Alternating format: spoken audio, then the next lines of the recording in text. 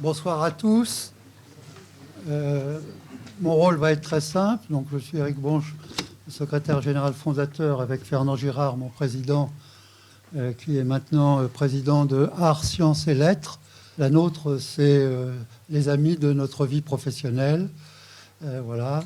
Et bien sûr, les invités de nos partenaires. Donc, l'incontournable et l'éblouissant Jacques de la Rosière, que je vous demande d'applaudir.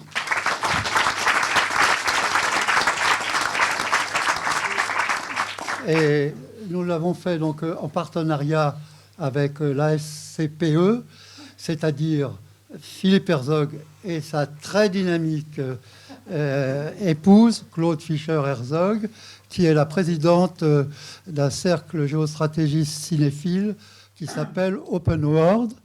Et j'ai fait la connaissance de Didier Cahen grâce à nos amis. Voilà. Et je laisserai mon président présenter les trois participants qui sont quand même connus. Voilà, bonne soirée. Chers amis, bonsoir. Ce soir, nous sommes réunis pour une séance que je dirais de diagnostic et de recherche de traitement pour un malade. Alors le malade, c'est qui? C'est notre pays, avec un symptôme endémique, l'endettement, qui l'affaiblit, le menace et le déclasse. Alors pour l'auscultation et la lecture des scanners que nous allons faire, là, on a réuni ce soir de bons spécialistes. Voilà. Je commence par Jacques de la Rosière. C'est le plus jeune d'entre nous, n'est-ce pas? Voilà. Ancien directeur du Trésor, conseiller, ancien directeur général du Fonds monétaire international, gouverneur de la Banque de France, président de la Banque européenne pour la construction et le développement, la BERD. Voilà, ça fait beaucoup de responsabilités dans l'économie, l'investissement, la finance, et une expérience très importante. Vous êtes aussi membre de l'Académie des sciences morales et politiques, et votre dernier ouvrage en 2024, publié chez Odile Jacob, qui est ici d'ailleurs, s'intitule « Le déclin français est-il réversible ?» Alors, je note quand même, il n'a pas mis « irréversible ». Donc, Jacques de la Rosière continue d'être optimiste. Je le remercie, malgré les éléments du diagnostic, de nous faire part des quelques points d'optimisme qui seront utiles. Je vous présente maintenant Didier Cahen, qui est spécialiste des questions monétaires et financières européennes. L'euro en danger, c'est son livre chez Odile Jacob, 2025 aussi la publication. Vous voyez, on est dans du frais, si je puis dire. Pour rebâtir une Europe de la croissance, c'est un gros mot, une Europe de la croissance compétitive, vecteur de croissance, pesons tous ces mots, tous les pays doivent accepter la discipline budgétaire et mobiliser l'Europe en faveur de l'investissement. Voilà, ça c'est un programme complet. Tout est dit. Alors la France favorise-t-elle les mauvaises politiques économiques? C'est quand même une très grosse question. Je vous présente Philippe Herzog, alors qui est déjà bien connu dans notre cercle. On se fréquente habituellement. Il est économiste, homme politique, ancien député européen. Vous avez été le conseiller de Michel Barnier, alors commissaire européen au marché intérieur et aux services. Vous êtes auteur de très nombreux ouvrages, dont le dernier, sorti en 2025, mais très récemment, est ici aussi, et s'appelle « Pour que l'Europe ne sorte pas de l'histoire ». Ça aussi, c'est aujourd'hui un vrai programme. Si l'Europe n'est pas capable de relever les défis d'une nouvelle civilisation à l'échelle de l'humanité, reposant sur la sagesse et la fraternité des nations. Voilà, économiste, homme politique, démocrate, vous faites appel aussi aux ressources spirituelles pour refonder un humanisme, refonder de l'humanisme.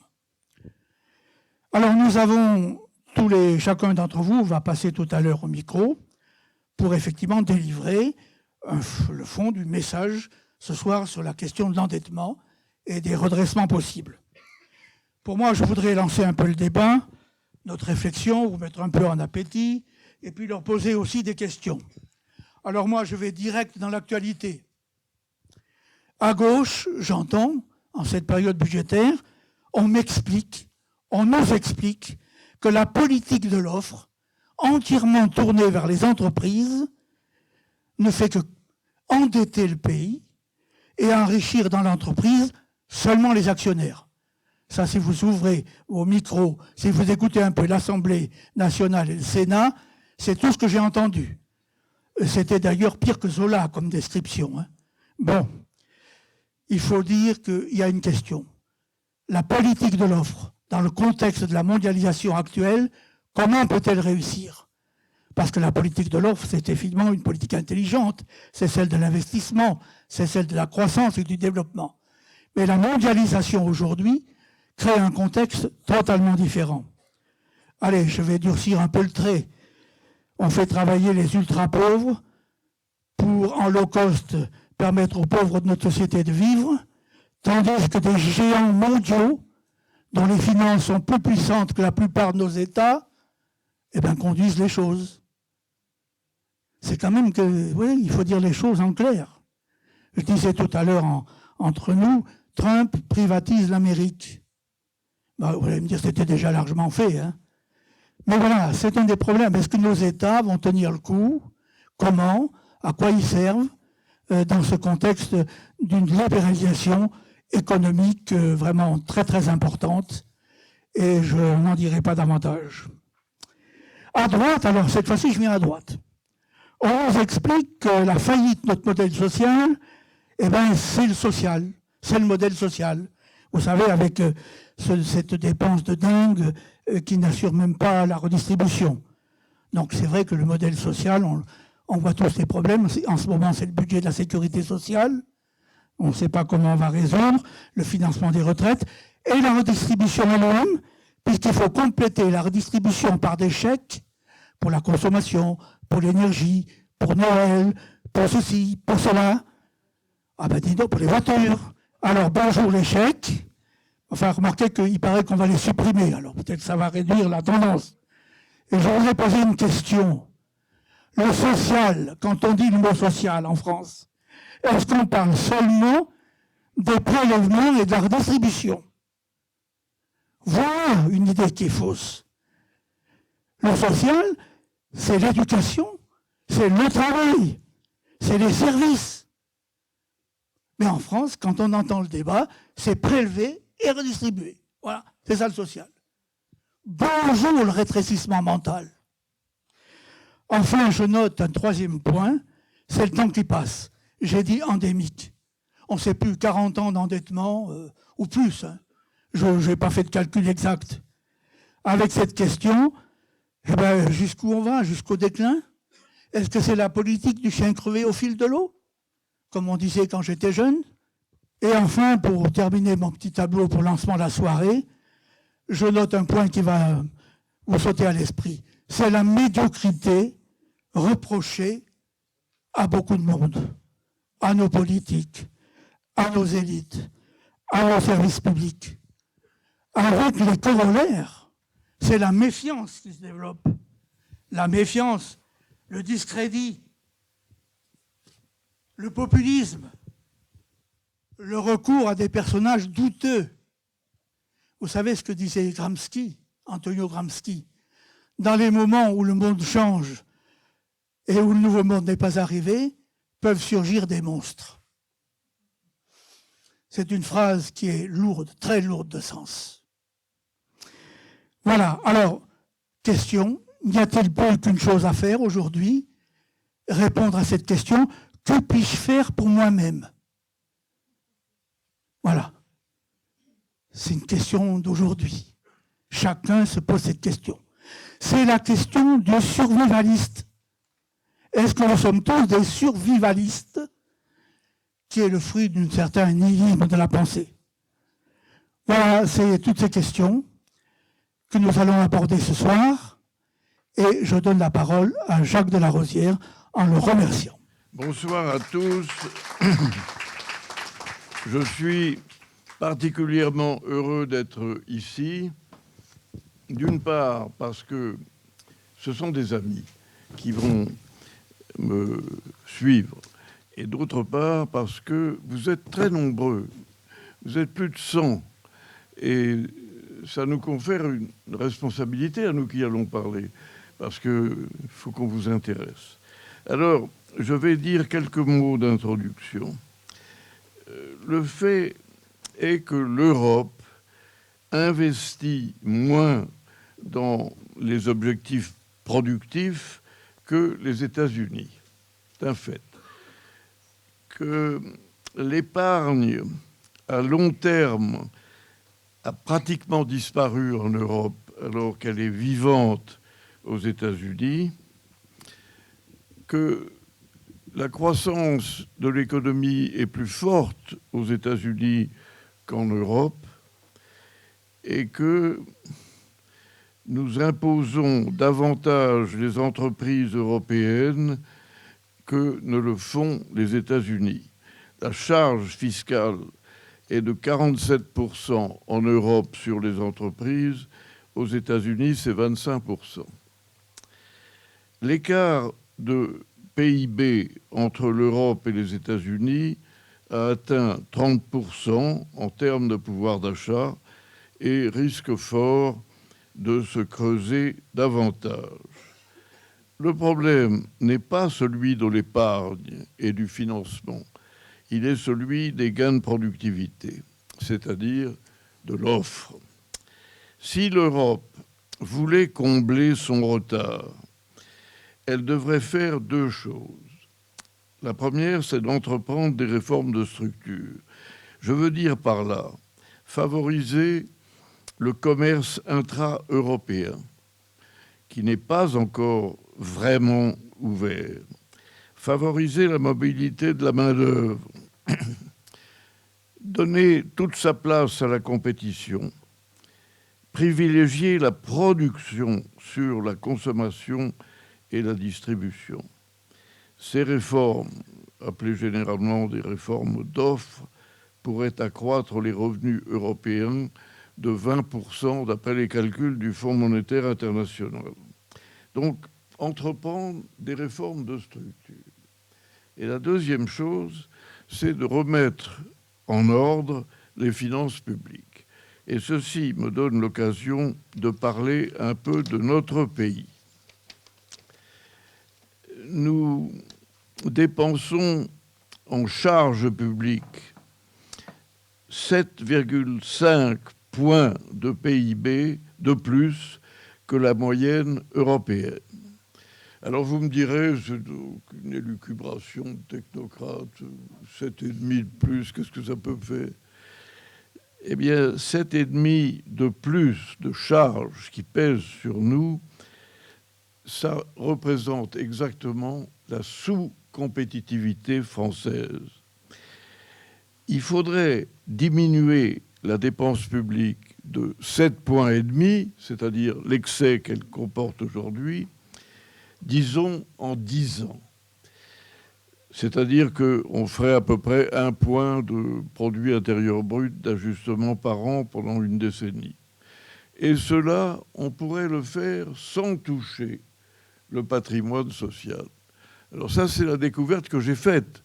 J'ai étudié la question. Je me suis dit, le gouvernement nous fait du chantage. Il nous dit, vous voulez changer les dépenses publiques, vous voulez réduire les dépenses publiques, vous voulez réduire le déficit budgétaire, vous allez avoir la révolution.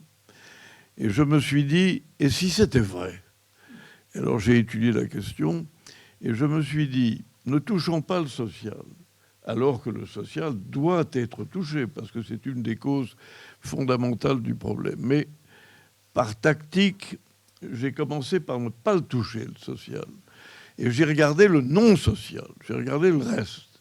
Et je me suis dit, si on coupe une partie du reste, est-ce qu'on arrive à gagner les 7,5 points de sous-compétitivité française? Et je ne savais pas où je mettais les pieds. Et je suis arrivé à la conclusion qu'on pouvait le faire. Et Et donc c'est faisable en 10 ans. Mais pour ça, il faut reconnaître l'existence d'un surpoids de notre administration. Nous avons 1 million de fonctionnaires de plus en France qu'en Allemagne, alors que la population d'outre-Rhin est de 15 millions supérieure à nous et qu'elle doit être servie par des fonctionnaires. Alors quand on a un écart de 1 million de fonctionnaires, c'est pas du luxe de regarder ça. C'est une nécessité absolue, car c'est une incongruité statistique qui mérite d'être examinée à fond. Mais le chemin pris par Bercy, la fameuse trajectoire, comme il l'appelle, ne ferait en réalité que stabiliser la dépense publique et la masse des fonctionnaires en termes réels, alors qu'il faut la réduire afin de pouvoir stabiliser puis diminuer notre endettement public. L'accroissement de l'endettement public français a été proprement inimaginable. Notre dette publique a augmenté de 1 500 milliards d'euros en 10 ans, c'est-à-dire 150 milliards par an, alors que vous voyez à l'Assemblée nationale, on cherche désespérément 20 milliards d'économies ou 20 milliards d'impôts supplémentaires. Pendant 10 ans, on a emprunté 150 milliards de plus. Et est-ce que ça a servi à augmenter le pouvoir d'achat et le bien-être des Français? La réponse, c'est non. C'est de l'argent qui a été jeté par la tête. Le poids du service de la dette en intérêt seulement avoisine maintenant un chiffre énorme. C'est 3 points de produit intérieur brut. Et il est devenu incompatible avec notre survie. Il souligne le caractère aberrant de ce que j'appelle l'équation existentielle de la France. L'équation existentielle de la France, on ne vous en parlera jamais dans les palais ministériels. Ce n'est pas leur affaire, mais c'est notre affaire. Comment peut-on continuer à vivre, à exister? Alors, la charge annuelle en intérêt, elle est maintenant, elle était, il y a une trentaine d'années, elle était de 30 milliards d'euros par an. Aujourd'hui, elle est de 100 milliards. Elle le sera très rapidement en 2030. On est passé de 30 à 100 milliards de charges d'intérêt. Alors, la charge de la dette pour nos enfants et nos petits-enfants était, il y a une quarantaine d'années, autour de 30 à 40% du produit intérieur brut.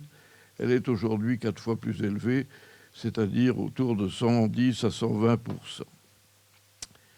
Alors, l'équation fondamentale, l'équation que tout le monde devrait avoir à l'esprit, et que les gens qui prétendent nous gouverner cachent soigneusement, elle est la suivante. Nous avons une économie qui croît un peu moins de 1% en termes réels par an, 0,7, 0,8. Et les intérêts de la dette, c'est 3 points de PIB. Alors le problème, c'est comment vous pouvez extraire de 1 point de croissance, ou même pas de 1 point de croissance, 0,7 de croissance, comment vous pouvez extraire 3 points de dépenses de PIB, de dépenses réelles, qui constituent le budget des intérêts. Alors, je vous rassure, la réponse à cette question, c'est que c'est impossible. Seulement, on ne nous le dit pas. Alors, la seule manière de résoudre cette équation fondamentale, c'est de réduire, de commencer à réduire la charge de la dépense publique qui, je le disais, est monstrueusement plus élevée que celle de la moyenne européenne. Alors, visiblement, les travaux de l'Assemblée nationale nous illustrent le fait qu'on n'est pas du tout décidé à réduire la dépense publique. On préfère augmenter les impôts. Alors, il faut donc reprendre ce problème. Et c'est ce que j'essaye de faire dans mon petit livre. Je dis, c'est faisable. Il faut commencer à réduire l'engelure extraordinaire de notre administration publique. Et alors, il y a des manières de le faire. Il y en a une qui est très simple et qui peut être modulée selon les services. Ça consiste à ne pas remplacer la totalité des agents publics qui partent à la retraite. Et c'est très efficace. Si on ne remplaçait que la moitié, et on aurait raison de remplacer que la moitié, on aurait une économie de 5 milliards d'euros par an à peu près. Alors, c'est ce que je propose. Et je propose aussi qu'on ne touche pas ce que j'appelle le patrimoine social, de façon à ne pas heurter de plein fouet nos concitoyens et de ne pas engager des violences qui mettraient en péril le reste de mon programme. Alors, si, comme l'orientation de ce que nous voyons au Parlement le montre aujourd'hui, si on ne veut pas agir sur la dépense, qui est manifestement monstrueuse, si on ne veut pas agir, il faudrait le demander au pays d'abord. Vous voulez absolument garder votre administration? Vous voulez absolument empêcher la France de croître parce qu'elle a une trop grosse charge publique et qu'elle rend ses entreprises non compétitives? On ne demande jamais, on ne pose jamais cette question à l'homme de la rue. Et on continue gentiment à augmenter la dépense publique. Alors, si l'orientation politique consiste à dire « jamais nous ne toucherons un centime de notre surcharge de dépenses publiques », alors nous serons condamnés soit à augmenter les impôts, soit à renchérir notre dette publique par l'accroissement de l'endettement qui est la solution actuelle. Alors, je crois que ni l'une ni l'autre de ces formules n'est bonne. Augmenter les impôts sur les entreprises, c'est une absurdité dans un pays qui a déjà à peu près 4 points de PIB de plus que la moyenne européenne en termes de prélèvements obligatoires.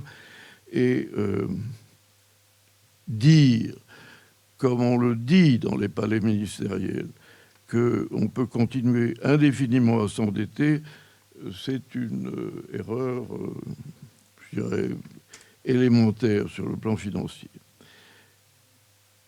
Même si la BCE, la Banque centrale européenne, acceptait d'acheter l'essentiel de la dette émise par l'État en France et par les collectivités publiques, même si Madame Lagarde acceptait, contre le traité de Maastricht, d'acheter toutes les émissions d'OAT françaises, ça ne résoudrait pas le problème. Parce que, certes, on nous aurait jeté une bouée de sauvetage en nous rachetant la dette.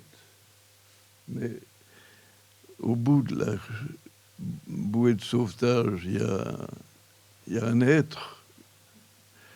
Et l'être, c'est la collectivité française. Et cet être, lorsqu'on aurait tiré la corde de la bouée de sauvetage, il serait mort. Parce que pendant tout ce temps-là, on ne pense pas à la jeunesse, on ne pense pas à l'investissement productif, on ne pense pas à la recherche et au développement, on ne pense pas à l'avenir. Et l'être qu'on sortirait de l'eau en tirant sur la bouée serait un être en grande maladie. Alors, je suis un peu déconcerté, parce que les choses que je dis sont des évidences. Elles sont basées sur des statistiques que personne ne peut controuver. Et avec un peu d'effort, pas énormément d'efforts, avec un effort de l'ordre de 1% de PIB par an, ce qui est modeste.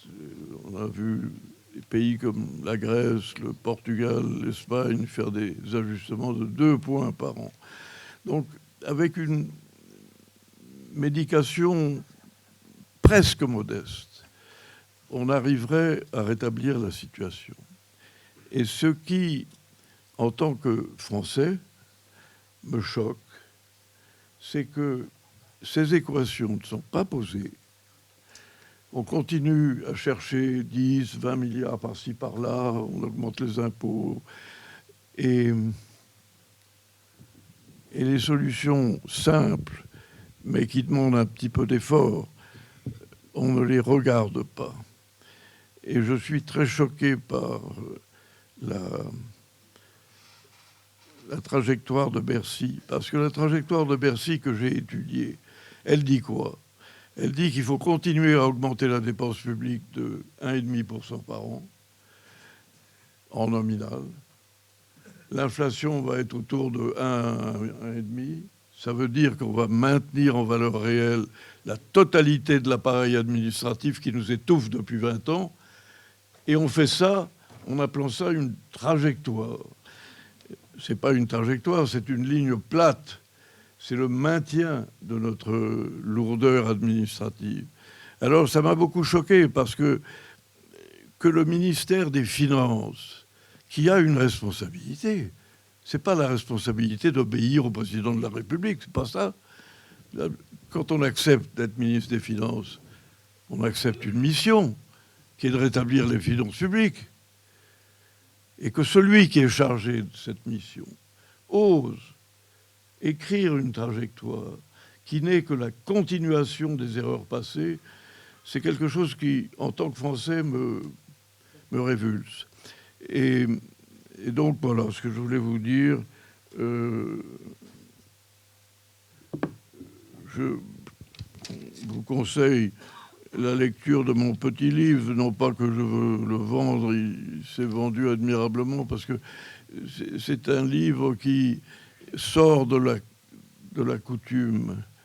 C'est pas du tout le livre de Cassandre, le technocrate, monsieur de la Rosière, qui nous raconte des trucs sur le PIB, tout ça. C'est pas du tout ça. C'est un livre qui démontre qu'on peut garder notre système social tout en réformant l'État. Je me souviens de la formule de De Gaulle. On lui parlait d'Albert Lebrun, qui était le dernier président de la République au moment de la guerre. Et il disait, oui, Albert Lebrun avait un problème. Il était chef d'État. Seulement, ce n'était pas un chef, et deuxièmement, il n'y avait plus d'État. Voilà, merci pour votre attention. Merci. Je donne la parole à Didier Cahen, qui va nous parler de l'euro. Merci beaucoup, cher président. Je voudrais d'abord remercier notre ami Claude Fischer, qui encore une fois a fait un travail exceptionnel pour organiser cette soirée. Et du fond du cœur, je crois qu'on mériterait tous de l'applaudir pour la remercier. Alors, permettez-moi de commencer par une idée simple.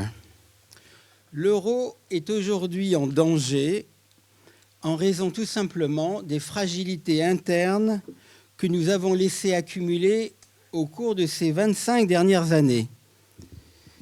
C'est-à-dire que les fondations de l'Union économique et monétaire, la discipline, la confiance et la convergence se sont progressivement érodées et ont progressivement disparu au sein de notre zone euro.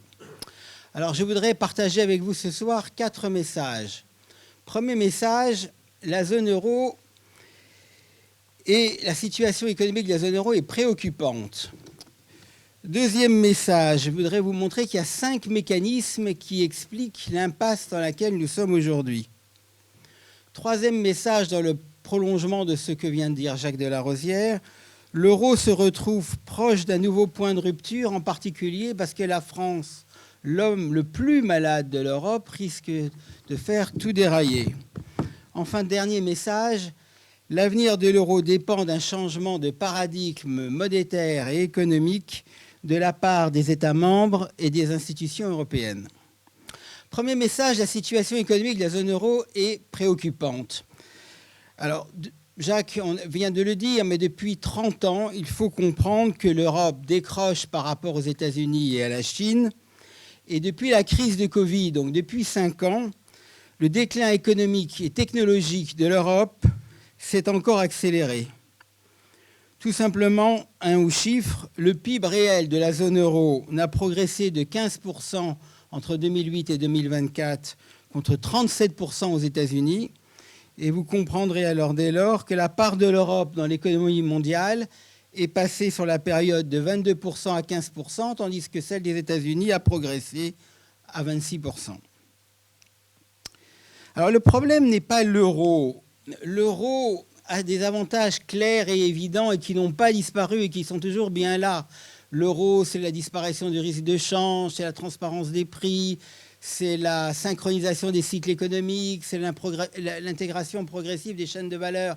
Donc, ces avantages sont bien clairs, mais il faut se rendre compte que l'union monétaire, au lieu d'assurer la convergence de nos économies ces 25 dernières années, a finalement augmenté les disparités et les divergences économiques.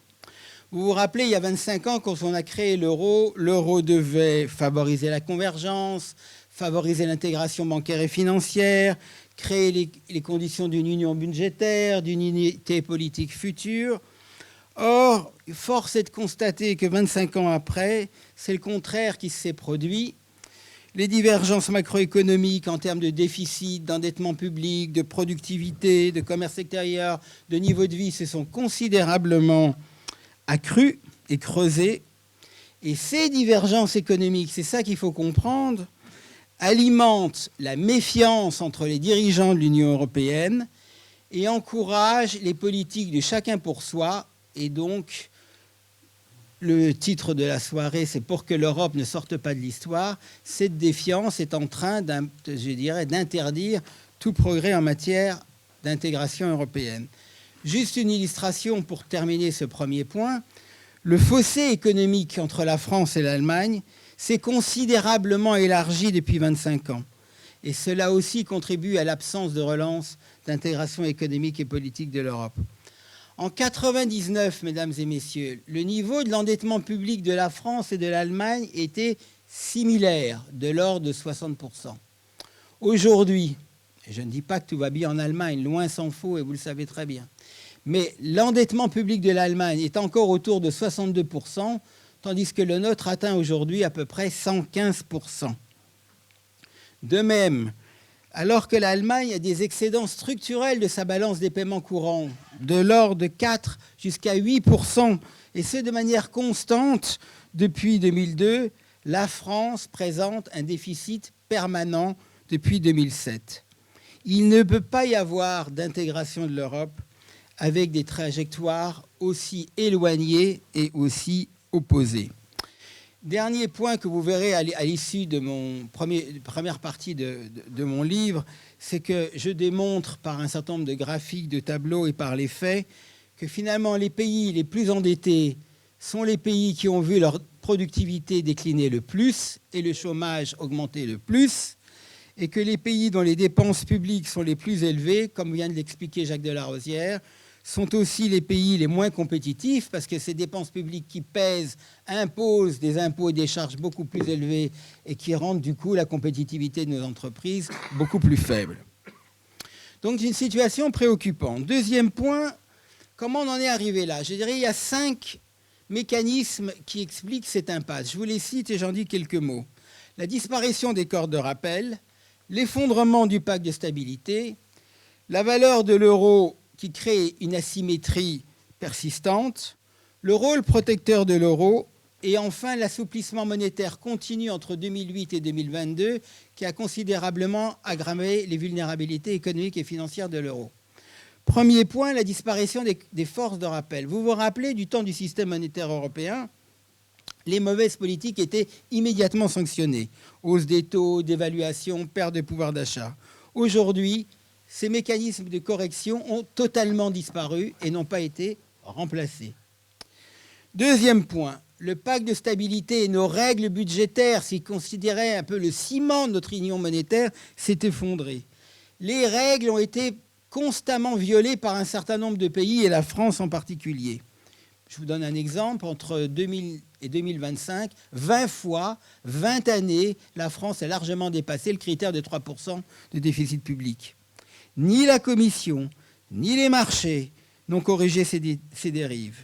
En d'autres termes, la coopération européenne depuis 25 ans s'est avérée totalement illusoire.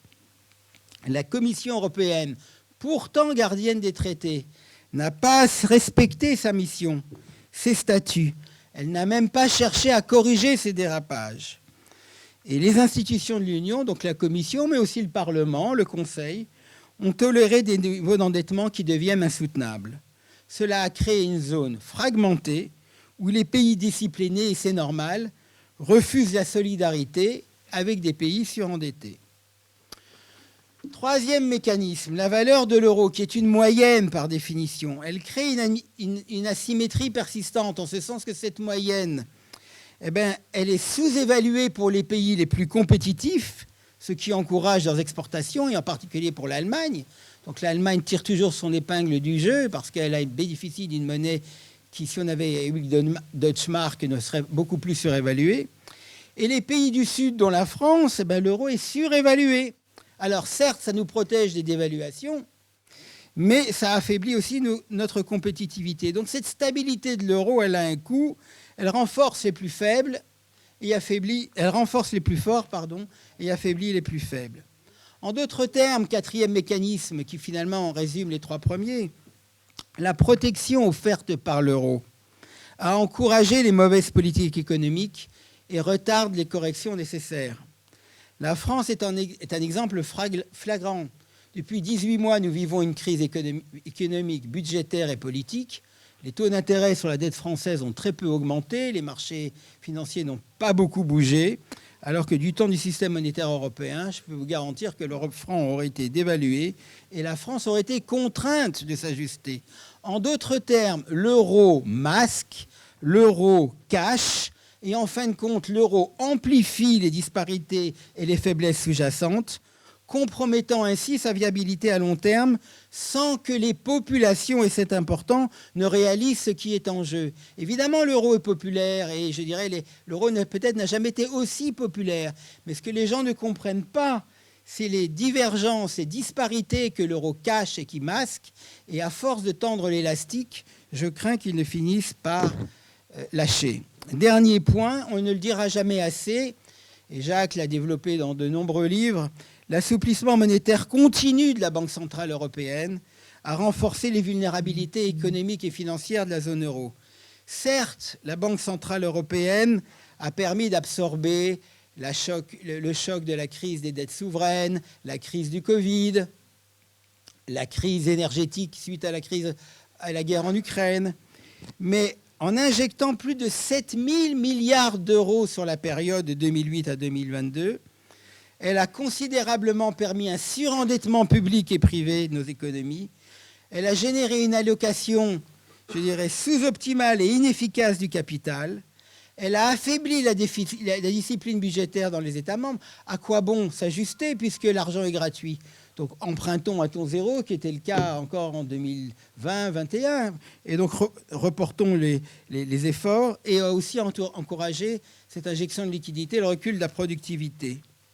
Donc ce que les gens ne comprennent pas, c'est que les taux durablement bas, voire nuls et négatifs, ne favorisent pas l'investissement productif. Ils raccourcissent l'horizon des épargnants, qui, dans un contexte de taux d'intérêt réel nul, préfèrent les instruments d'épargne liquide au lieu de la prise de risque qui n'est pas rémunérée. Nous pourrons y revenir. Alors, mesdames et messieurs, pourquoi nous sommes près d'un point de rupture ? Je crois que le premier point, c'est parce que nos finances publiques d'un certain nombre d'États sont vraiment problématiques. Plusieurs grands pays fondateurs se situent aujourd'hui entre 110% et 140% de dette publique par rapport au PIB. Deuxième point, la France, comme vient de le décrire Jacques, est l'homme le plus malade de l'Europe. Sa santé financière des plus dégradée, si elle continue à se détériorer, pourrait créer une crise existentielle pour l'euro. Pourquoi ? Pourquoi nous sommes le plus malades par rapport, par exemple, à nos amis italiens ? Parce que plus de la moitié de notre dette est dans les mains de non-résidents, 30% pour l'Italie. Nous n'avons jamais réalisé un excédent budgétaire primaire depuis 2002, c'est-à-dire, si vous enlevez les charges de la dette, on est toujours en déficit, alors que l'Italie est quasiment en excédent primaire depuis un certain nombre d'années. Nous avons un déficit structurel de notre balance commerciale. L'Italie a un excédent structurel de sa balance commerciale.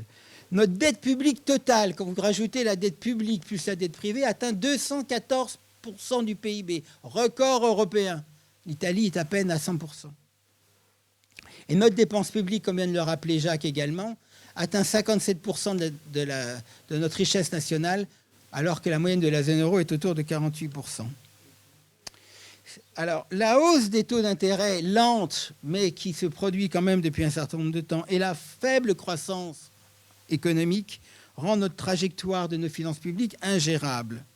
Et quand la charge de la dette, d'ici 2 ans, va atteindre, mesdames et messieurs, 100 milliards d'euros, donc à peu près 2 fois le budget de la défense et plus d'1 fois le budget d'éducation nationale. Dans une économie qui croîtra à peine de 0,5%, il est à craindre que, je dirais, une crise systémique se produise, ce d'autant plus que nos dirigeants européens ne formulent aucune recommandation à la hauteur des enjeux. Avez-vous entendu un responsable de la Commission européenne, voire même de la Banque centrale, interpeller le gouvernement français pour le ramener à la raison, pour qu'on retrouve une trajectoire à peu près normale de nos finances publiques? Bien au contraire, c'est le contraire qui s'est produit. Rappelez-vous, l'année dernière, quasiment jour pour jour, le gouvernement Barnier démissionne, nous n'avons pas de budget. Que fait la Commission ? Elle fait une proposition au Conseil qui l'approuve, on n'a plus de budget, on n'a pas de gouvernement, et vous avez une décision de la Commission qui vous dit « la France respecte les critères européens du semestre européen et du pacte de stabilité et de croissance ». Le comble de l'absurdité. Donc dans ce contexte, si vous n'avez même plus aucune force de rappel et des dirigeants européens qui, je dirais, approuvent cette situation, je pense qu'on est dans une très mauvaise situation. Alors me direz-vous, mais finalement les Américains sont peut-être encore plus mal que les Européens. Regardez l'endettement des États-Unis, voire l'endettement japonais. L'euro européen, finalement, on a encore le temps et les problèmes vont d'abord se produire aux États-Unis. Je crois qu'on ferait une grave erreur parce qu'on oublie que les Américains disposent, je dirais, du plus grand marché unique et du plus grand marché financier intégré, qui disposent d'une autorité politique encore unifiée, qu'ils disposent de la puissance militaire mondiale, qu'ils disposent du leadership technologique mondial et qui disposent d'une indépendance énergétique indéniable. Tout ce que nous n'avons pas.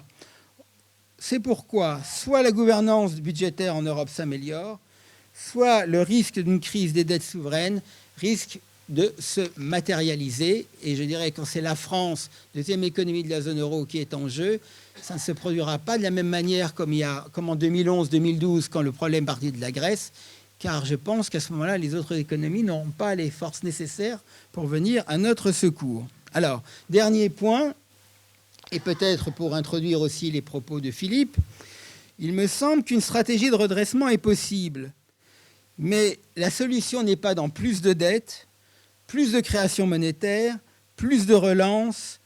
Ces politiques ont atteint leurs limites et on pourra y revenir. La vraie richesse, elle est produite par les entreprises et non pas par un État obèse qui dilapide chaque jour davantage et plus mal. Il nous faut donc sortir du déni, de la propagande qui nous envahit au quotidien et devenir responsables. Le redressement repose donc sur plusieurs piliers. Premièrement, il faut réduire les dépenses publiques là où elles sont excessives, sans quoi la pression fiscale restera incompatible avec la compétitivité des entreprises qui finiront par s'asphyxier complètement. Et c'est la seule façon de faire pour pouvoir réduire, deuxièmement, et alléger les impôts et les charges qui pèsent sur les entreprises productives et l'investissement. Il faut donc encourager l'initiative, la prise de risque, centrer sur la politique économique, non, ce n'est pas un gros mot, Monsieur le Président, sur la politique de l'offre et non plus sur la stimulation permanente de la demande. Donc c'est la recherche, l'innovation, l'investissement productif, l'encouragement de la prise de risque qui sont les conditions sine qua non pour une relance de nos économies. Enfin, c'est aussi la seule façon d'améliorer le rendement du capital de nos entreprises. Encore faut-il que les rendements de l'épargne européenne soient au moins aussi similaires à celui qui existe aux États-Unis. Et si les taux d'intérêt sont structurellement à court, moyen et long terme inférieurs aux taux américains, c'est la meilleure garantie pour que l'argent européen abondant et notre épargne abondante fuient vers le reste du monde et ne restent pas en Europe. Il faut enfin simplifier l'environnement réglementaire. Regardez l'exemple du Portugal de ces dernières années. Le Portugal nous montre qu'une bonne santé d'une économie va de pair avec l'assainissement de ses finances publiques. Le Portugal a fait les efforts, a réduit son endettement en baissant ses dépenses publiques, en baissant le nombre des fonctionnaires. Et vous avez aujourd'hui une économie portugaise qui est à la locomotive quasiment de la croissance économique en Europe. Donc la condition politique est claire. Ils font aussi reconstruire, je pense que Philippe y reviendra, une relation franco-allemande, mais elle ne pourra être reconstruite que si cette divergence économique entre les deux pays prend fin. Sinon, je dirais, c'est le contraire qui se produira. Donc le destin de l'euro dépend de nous. L'euro n'est pas condamné, loin s'en faut, mais il ne survivra pas à une addition de politiques économiques incohérentes et divergentes. Nous avons l'épargne, les talents, le potentiel pour réussir. Ce n'est pas une nouvelle architecture institutionnelle, je pense, qui nous manque. Ce qui nous manque, c'est simplement un engagement réel à respecter nos engagements communs qui ont été définis à l'époque à Maastricht, c'est-à-dire moins de dettes, un retour à une discipline commune. Et ces règles doivent maintenant s'appuyer sur une autorité européenne crédible à même de faire respecter les règles. Car tant qu'on n'a pas une commission européenne ou un organisme capable de faire appliquer des règles sur lesquelles nous nous sommes engagés, tant qu'il n'y a pas une police ou un gendarme pour faire respecter ces règles, rien ne pourra avancer. Et c'est aussi une condition pour construire maintenant une vision partagée de l'Europe et son avenir qui nous fait aujourd'hui encore cruellement défaut. Je vous remercie de votre attention. Voilà, je remercie Didier Cahen pour son exposé. Totalement clair sur l'euro. J'ajouterai simplement une petite notation. Il faudrait aussi qu'on sorte d'une mentalité en France où depuis 40 ans, vous savez, on nous a expliqué qu'il fallait désindustrialiser la France. Il ne devait y avoir que des services en France. J'ai passé une partie de ma vie à défendre l'agriculture et j'avais constaté qu'on appliquait le même raisonnement à l'agriculture en France. Je rappelais il y a quelques années qu'on a dit qu'il faut détruire la filière du cuir parce qu'en France, il n'y a pas de cuir, il n'y a pas de peau. Voilà. Après, on nous a dit qu'il ne fallait pas faire de fleurs parce que c'est la Hollande qui fait des fleurs. Rendez compte, on a le climat. Donc, je voudrais dire aussi qu'il y a une idéologie, un mental, ou une bêtise, ou un esprit primaire, qui consiste à détruire des secteurs entiers économiques, qui fait qu'après, évidemment, la monnaie, elle en subit les conséquences. J'ai passé ma vie aussi, quand j'étais jeune, à lutter contre les fonds compensatoires monétaires entre le franc et le mark. Voilà, c'est des mécanismes de rectification dont vous parliez, M. Cahen. Hein. À l'époque, c'était immédiat. Si le franc se dévaluait, eh bien, on payait aux Allemands, aux marques allemands, une plus-value pour eux. Et la correction. En 1983, Jacques Delors a dû rectifier la politique du gouvernement de 81 de manière très dure. Effectivement, je suis pleinement d'accord, nous n'avons plus de mécanisme de surveillance, de rectification, et je dirais même d'évaluation, puisque ceux qui doivent évaluer ne nous disent pas la vérité. Je vous remercie d'avoir dit les choses en clair, et on pourrait illustrer par l'histoire des 50 dernières années économiques ce qu'on vient de dire. Voilà, Philippe, à vous, Philippe Herzog, à vous la parole. Bien. En guise d'introduction, je vais d'abord me féliciter de cette soirée pour 3 raisons. La première, c'est que je me retrouve à la tribune avec de chers amis qui m'ont beaucoup appris, et après leurs excellents exposés que vous avez appréciés manifestement. La deuxième raison, c'est que vous êtes très nombreux dans la salle, et manifestement avides de mieux comprendre pour mieux agir, pour parler comme ça. Là aussi, j'ai beaucoup d'amis dans la salle, et j'en vois de nouveaux. Et la troisième raison, elle est plus personnelle, c'est que je vais vous proposer une synthèse peut-être des 20 dernières années de mes réflexions, et en particulier de mes derniers écrits, et le faire en temps minuté, si possible. Mais je prendrai encore 2 minutes dans cette introduction pour dire, en exergue au livre de Didier Cahen, on cite le poète allemand Hölderlin qui dit « Là où gît le péril, surgit aussi ce qui sauve. Notre devoir aux uns et aux autres, c'est de percer le péril dans sa profondeur, dans sa totalité, car on est dans une crise de civilisation. » Et ça m'amène à la deuxième citation liminaire, Victor Hugo. Victor Hugo, magnifiant la civilisation européenne, tout en lui portant un regard critique, comme il se doit, mais la magnifiant néanmoins, a mis le doigt sur ce qu'il appelle les 3 luttes de l'homme européen. Une civilisation, ça se construit par des luttes, par des sociétés. Ça va être d'ailleurs le cœur de mon propos. Les 3 luttes de l'homme européen, il faut qu'il croie, je cite Victor Hugo, de là le temple, il faut qu'il crée de là la cité, avec un grand C, et il faut qu'il vive de là la charrue et le navire, et aujourd'hui on faudrait parler de l'intelligence artificielle, manifestement. Victor Hugo met le doigt sur des luttes pour faire des sociétés. Il y croyait au regain des sociétés à la fin du XIXe siècle, car il avait compris que la société européenne à bâtir allait demander beaucoup d'efforts précisément. Mais aujourd'hui, on est dans un contexte où, et ça va le sens de mon propos, il faut reconstruire nos sociétés et repenser leur unité interne, européenne, et ceci dans une échelle mondiale. Et vous le savez tous, on vit ça tous les jours. Tous les problèmes sont replacés dans la globalité du monde. L'Europe est en difficulté et ne sait pas quel rôle elle va jouer. Et la France est en grave difficulté au point d'être l'enfant malade de cet espace. Alors je reprends Victor Hugo, mais à l'envers.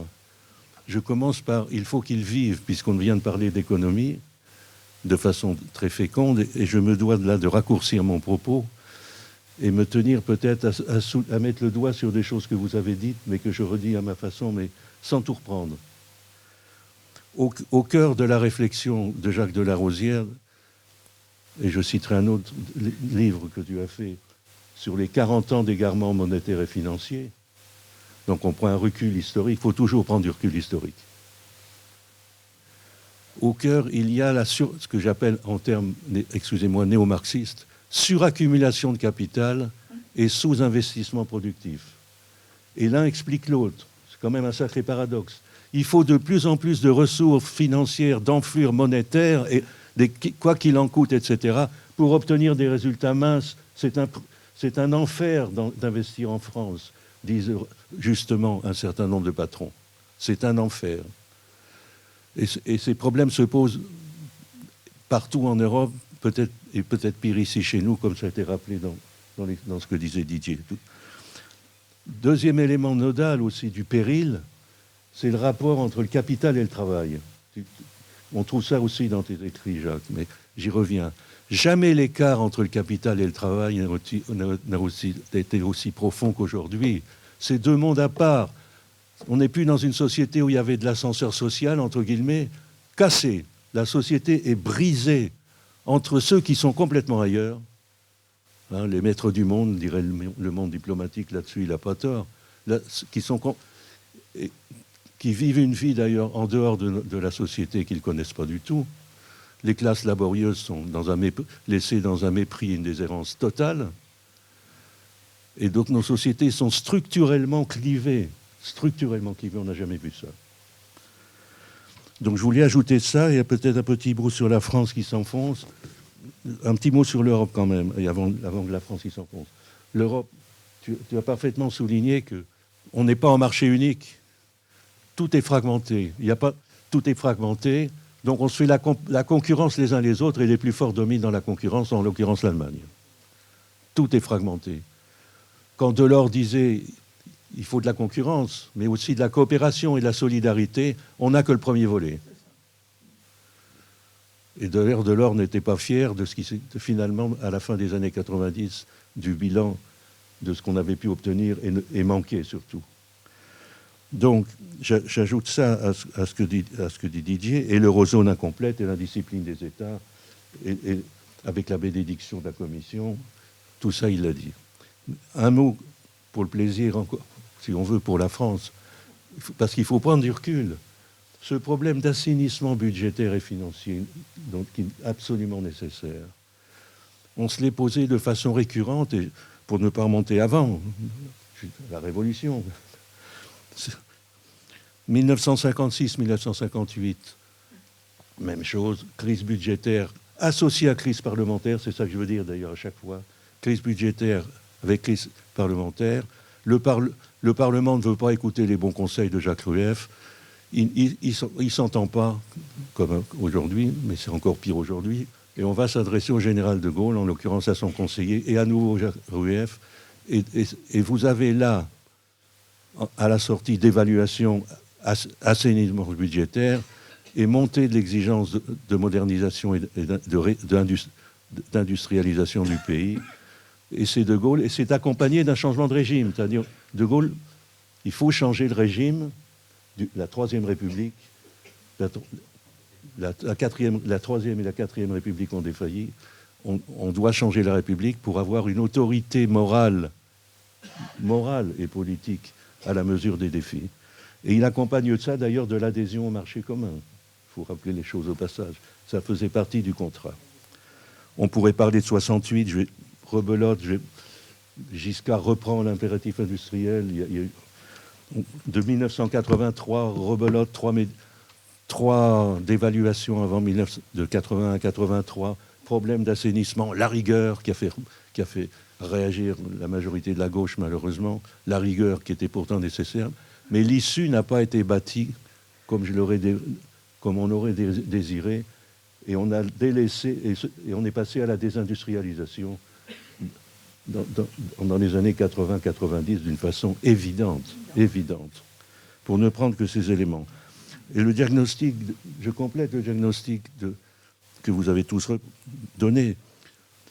Ceci conduit au problème de l'inefficacité et l'incompétence de l'État, pour parler clair, aujourd'hui. Un État centralisé, bureaucratisé jusqu'à la moelle, empêche la société de participer aux choix collectifs. C'est ça que je veux souligner comme élément nouveau. Les choix collectifs sont éteints. Les patrons savent comment investir, quels sont les obstacles réglementaires qui s'accumulent, les citoyens qui se voient passer sous contrôle, parce que, attention, le libéralisme s'est traduit par un renforcement du contrôle des citoyens dans tous leurs actes de la vie quotidienne, en utilisant les médias, les nouveaux outils technologiques. C'est pourquoi le problème... Et la société a été droguée, ça c'est la faute de leurs dirigeants, à l'État-providence, depuis les années 80. L'État-providence a enflé, est devenu obèse, mais il ne peut plus, il ne pourra plus. Et la société, au niveau de ses dirigeants, politiques pas tous, mais quand même, ne voit justice que dans la redistribution. Le renversement des priorités que vous évoquiez, c'est-à-dire d'abord la réfection des infrastructures de la vie et de la production, recherche, éducation, santé, sur tous les territoires et à l'échelle du pays, ça passe en dessous. C'est non. La priorité, ce serait une nouvelle redistribution fantasmée avec tous les bricolages que nous voyons, que nous écoutons tous les jours, que nous n'écoutons plus tellement c'est honteux ce qui se passe dans notre pays. Donc, la participation n'est pas une sorte d'idéologie sortie d'anciens idéologues dont on aurait pu dire que je faisais partie, puisqu'au niveau du Parti communiste, c'était notre combat avec Claude, la participation, et au niveau de l'Europe, rebelote. Mais la participation, c'est la libération des forces vives de la société. Tous ces potentiels humains qui sont mis en friche en raison de tous ces dysfonctionnements. Et je passe au deuxième point qui m'a amené à la politique, précisément. Il faut qu'il crée. Il faut qu'il crée, donc, à la reconstruction d'une cité politique. Moi, j'aime beaucoup le mot cité avec un grand C, hein, comme vous savez. Et la voie empruntée, eh bien, la voie, il faut trouver une voie. Une méthode, comme on préfère. Les deux mots sont presque équivalents, mais la voie, c'est plus profond, parce que ça implique les gens. La voie empruntée va passer par la recherche d'une nouvelle démocratie ou d'une réhabilitation de la démocratie en faisant participer les gens eux-mêmes. Je rappelle que parmi les promesses les promesses de l'État français comme de l'Europe ont été notamment de donner la parole au peuple et de gouverner pour le peuple et par le peuple, pour reciter la Révolution, et ceci pour répondre à des besoins fondamentaux de paix et de prospérité. Prospérité est en berne, et l'idée de donner le pouvoir au peuple qui était au cœur de la Révolution française. Sieyès, nous ne sommes rien, soyons tout. Où est passée la participation? On vote, et alors? Je ne dis pas qu'il ne faut pas voter. Mais c'est le fin de la démocratie, voter, la délégation de nos pouvoirs à des représentants sur lesquels qui est un mot essentiel. D'ailleurs, la démocratie représentative, elle est représentative du peuple. Mais enfin, monsieur Poignant, que j'aime beaucoup, qui était un ami socialiste d'ailleurs de longue date, il dit aujourd'hui quelle est la sociologie de nos parlementaires et de nos ministres? Quelle est leur expérience sociale et politique? Ça devient des collaborateurs d'élus deviennent ministres. C'est plus seulement l'énarchie, les collaborateurs d'élus deviennent ministres. C'est ça, une démocratie représentative? De quoi on parle? Donc ce problème de la réflexion de la cité, il est posé. Il devrait être posé dans toute son amplitude, et précisément pour libérer les potentiels humains. Les potentiels humains se sont enfermés dans des idéologies politiques surannées, c'est le moins qu'on puisse dire, et sont drogués par des médias qui donnent des réponses alors que les questions ne sont pas posées, où le dialogue dans l'espace public s'est complètement défait. On est passé aux invectives et à la haine, au Parlement. Donc la réforme de l'État est un impératif, et la méthode va être passée par une participation responsable, mais c'est ce qui va être une co-responsabilité. J'insiste sur co-responsabilité. S'il y a un mot d'ordre à soulever, gouverner en partenaire. C'est pas de temps en temps de faire des consultations citoyennes, de donner la part. Je vais tirer au sort des gens qui vont faire le boulot à notre place, à côté de la plaque. Le problème, c'est que les gens doivent pouvoir participer quotidiennement aux choix collectifs qui sont si difficiles et dont on a énoncé la difficulté. Ce n'est pas simplement raboter un peu les dépenses ou augmenter un peu les impôts. Renverser l'orientation générale, comme on a dit, vers un développement humain et productif, qui suppose lui-même une économie nouvelle dans l'usage des ressources, une efficacité nouvelle dans l'usage des ressources. C'est ça qui ressort des propos de Jacques, évidemment. Il faut changer le type de productivité. Le patron Antoine Riboud de Danone l'avait dit, on s'est trompé de productivité. On plante des robots et puis les gens doivent suivre pour simplifier. Alors que si on développait l'intelligence humaine, sa capacité de se former, d'assumer des enjeux de gestion, on aurait une meilleure utilisation, et si on les informait mieux, on aurait une meilleure utilisation des ressources et une réorientation possible des choix technologiques. Et je ne prendrai qu'un aspect sur l'intelligence artificielle pour ne pas y revenir, parce que ça touche évidemment au problème. Oh, il va y avoir des gains formidables de productivité grâce à l'intelligence artificielle. Alors que, bien sûr, ça peut être un outil extraordinaire, et c'est déjà parfois un outil extraordinaire. Mais il faut savoir le gérer, s'en servir. Au contraire, il est fait pour décérébrer par les temps qui courent. Depuis l'école, en particulier, on connaît tous à l'école tous les jours, les enseignants le constatent. Or, Ça n'est pas une intelligence artificielle, ça n'est pas simplement un agrégat de données, c'est un agrégat de données dont la synthèse et l'orientation est fabriquée par des algorithmes dans des géants de la puissance technologique et financière globale. Alors, exigence élémentaire, vos algorithmes, quels sont vos algorithmes? Donnez sur la place publique la façon dont vous permettez à ces outils de faire la synthèse et de guider les jeunes enfants et demain les usines, les travailleurs en général, à qui on demande de s'adapter. S'adapter à quoi? Aux algorithmes de gens qui cherchent une probabilité à tout prix exceptionnelle, qui sont maintenant valorisés à des trillions, des milliards de dollars en bourse. Mais l'asservissement, la Boétie parlait d'asservissement à l'État, mais alors l'asservissement aux géants de la technologie et de la finance, c'est un abrutissement général. Il faut qu'il crée. Ben oui, il faut qu'il crée dans ces conditions. Le même problème au niveau européen, les problèmes de la participation et de la solidarité, nous les avons posés dans les années 70 et nous avons perdu. Bon, au clair. Mais nous avions raison. Donc c'est l'actualité de ces idées qu'il faut faire remonter. Alors pour faire de la politique, mais de la bonne, c'est folie de confier au président de la République la conduite de la politique européenne de la France ou de n'importe quel pays. C'est une folie. L'Europe n'est pas l'étranger, une politique n'est pas l'objet d'une politique étrangère confiée au chef de l'État. Et quand on fera le bilan de notre président actuel sur ce qu'il a pu obtenir à l'Europe, Didier Cahen a commencé de le faire déjà, le bilan. D'une certaine façon, dans sa dimension critique. C'est folie de le confier à un seul homme la conduite d'une politique européenne, alors que dans la vie de tous les jours, on est dans l'Europe. Dans l'Europe, sur un marché, dans une vie quotidienne. Enfin, je ne vais pas dans le détail puisque je dois faire court. Nous avons produit dans les années 70 des missions, des rapports. Prenons 98 pour Moscovici.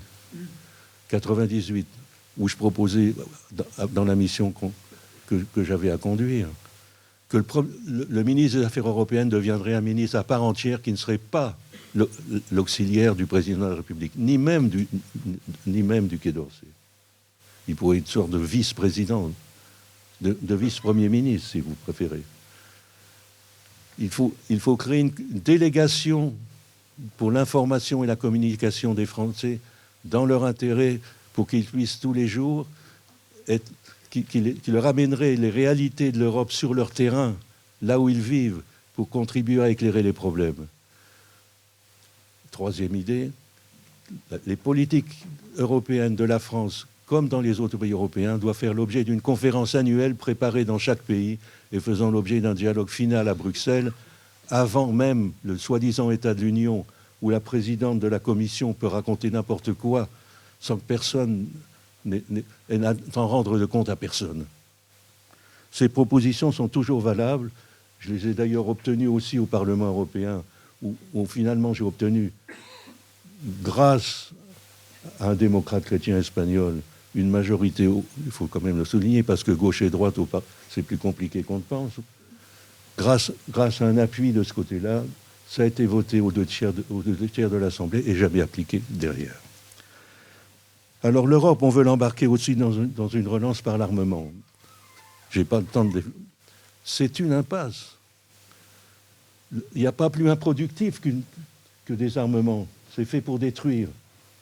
Et pour ne pas aller dans... Je citerai Clémenceau.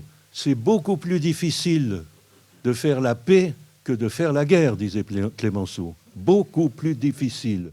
Quelle est la pensée de la paix que développent les Européens quelle idée de la paix? Non, on va s'armer. D'ailleurs, ça ne marchera pas à cause des isanies, des divergences. On achètera américain, etc. Quel est le but? Le but, conformément aux idéaux de l'Europe, c'est la paix et la coopération. Il faut arriver et se découpler pour cela de la dépendance envers les Américains, ce qui ne veut pas dire en faire des ennemis. mais devenir autonome, c'est ça que ça suppose, se découpler, ne pas entrer dans les logiques de bloc, et garder des possibilités, ou développer des possibilités de coopération avec toutes les parties du monde, évidemment l'Afrique, mais aussi même la Russie. La Russie, c'est un peuple qui vit et qui vivra au-delà de Poutine. Et couper les ponts est une absurdité. Ça ne veut pas dire qu'on se met à genoux devant sa politique. Alors, il faut donc ouvrir le débat sur la gouvernance de l'Union européenne.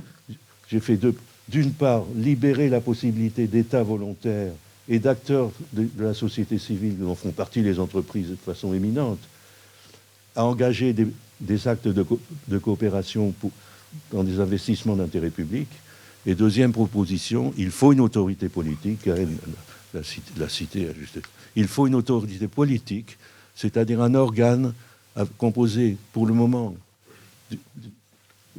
de personnalités qui vont travailler à la refondation de l'Union telle que je viens de l'évoquer.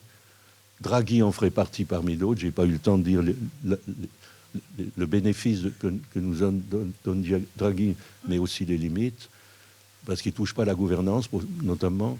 Il faut une autorité politique plurielle qui prépare une refondation de l'Europe. Elle coiffera la Commission. C'est un organe politique. La Commission n'est pas un organe politique, c'est un organe apolitique. C'est un organe technocratique qui gouverne par des règles, par des normes qui posent problème. On les a évoquées à maintes reprises. Et je viens à ma troisième partie, mais malheureusement, je vois que j'annonce un trop. Il faut qu'il croie. C'est peut-être le plus difficile. Et quel est le nœud du problème, là encore, là où j'ai le péril? Croire, je ne vais pas ramener au temple, comme proposé, comme disait Victor Hugo dans ces 3 minutes. Mais en tout cas, ramener à foi et raison. Foi et raison doivent faire une paire. Qu'est-ce que c'est que la foi? La foi, c'est la confiance en soi, la confiance en la société dans laquelle on vit. Parlons confiance si on ne veut pas parler foi. Mais ça se construit. Nous ne nous aimons plus nous-mêmes, en français, très souvent. Très souvent. Est-ce que les Européens se connaissent et s'aiment entre eux? La foi, c'est ça. C'est une culture qui doit être paire avec la raison. Et d'ailleurs, nos souches, il ne faut pas tricher non plus, sont multiples, mais particulièrement chrétiennes, ou la philosophie grecque qui a amené la raison. C'est ça les 2 grandes souches. Mais si vous...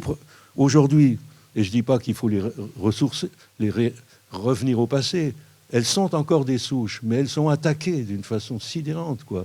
Ce qui avait de positif en elles, on jette le bébé après avec l'eau du bain, pour faire court. Et y compris pour la raison. Alors la raison, mais les livres sortent d'Aon Poli et d'autres, les fabricants de l'ignorance, ingénieurs du chaos. On fait tout pour empêcher les gens de mieux guider leur raison. On la guide à leur place. Toute la culture des Lumières, le calcul, l'écriture, tout ça est à la poubelle. Il faut voir la crise de l'enseignement de l'histoire en Europe. Il y a eu un rapport, il y a eu 2 ans de travail dirigé par Alain Lamassoure au Conseil de l'Europe. La moitié des pays européens n'enseignent plus l'histoire, tout simplement, et les autres en font les légendes nationales, et quant à l'histoire européenne proprement dite, alors n'en parlons pas. N'en parlons pas. Alors, en guise de tout ça, on a l'incantation par les valeurs, oubliant que l'Europe s'est bâtie par la culture, que je viens de le rappeler. Enfin, moi, même au niveau des parlementaires européens ou des créateurs de l'Europe, les 3/4 étaient des démocrates chrétiens et puis 1/4 de sociodémocrates, pour dire, tous les historiens savent ça. Il faut commencer par la culture. Moi, je peux te donner des références européennes, pas françaises, hein, parce que souvent les Français ne sont pas là-dessus. Alors, en guise de tout ça, on a l'incantation dans nos valeurs. Tous les jours, nos valeurs, nos valeurs, nos valeurs, nos valeurs. Mais c'est complètement incantatoire.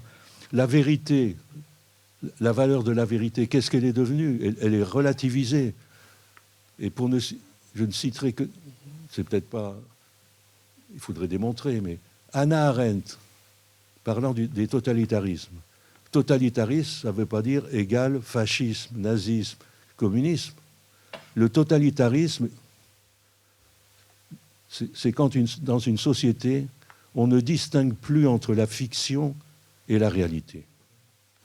Et on en est là aujourd'hui. Et avec l'intelligence artificielle, vous y allez droit dans le mur. racine des totalitarismes, selon Hannah Arendt, qui n'est pas la dernière venue en matière de compréhension de la crise de la culture, qui était d'ailleurs son dernier livre. Quant à l'appétence pour les sciences, mais mon malheureux Descartes, où est Descartes? Où est Descartes? Parce que c'est une ascèse de chercher la vérité dans les sciences. L'appétence pour les sciences dans nos écoles, mais on en parle tous les jours tellement ça se dégringole. Alors où est la foi, où est la raison dans la recherche de vérité? Quant à la justice, je ne peux pas m'étendre, mais j'approche du but.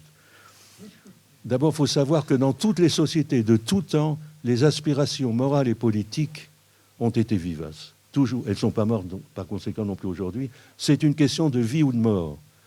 Si vous ne répondez pas positivement aux aspirations morales et politiques, alors les sociétés se dénouent et c'est la jungle et la déshumanisation. Donc elles sont vivantes. Or aujourd'hui, parce que vous avez 3 larrons dans la fabrication de la morale, par exemple, pour ne prendre que ça, ben vous avez les responsables politiques, vous avez la société, ses croyances, et vous avez les juges.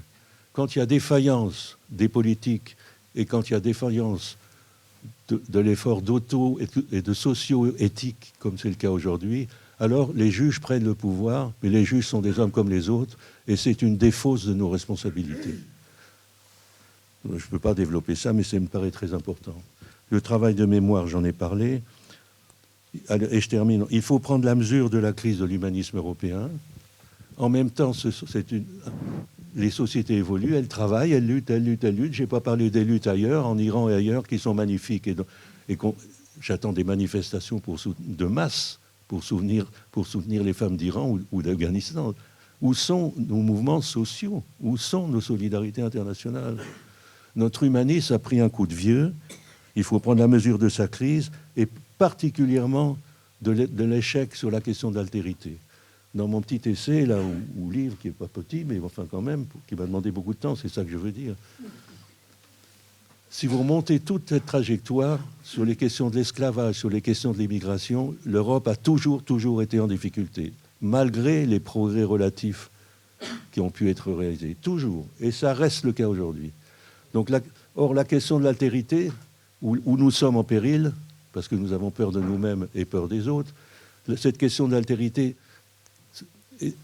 c'est là que gît le péril, comme l'avait perçu Hölderlin, qui s'est réfugié dans son château, ou un couvent quelque part, parce que dès 1830-1840, il avait parfaitement compris que c'était la crise de la civilisation. Il avait compris ça avant Paul Valéry, qui n'était pas un nul, entre parenthèses.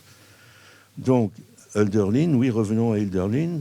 L'humanisme européen est en crise, ça ne veut pas dire qu'on va le régénérer tel qu'il est. Je viens d'en faire la démonstration, il sombre. Mais il y a la gestation et l'aspiration à un nouvel humanisme, et qui va passer par le défi de l'altérité, pour ce qui nous concerne, mais chez nous, puisque nous sommes divisés, et dans le monde extérieur, dont nous avons peur.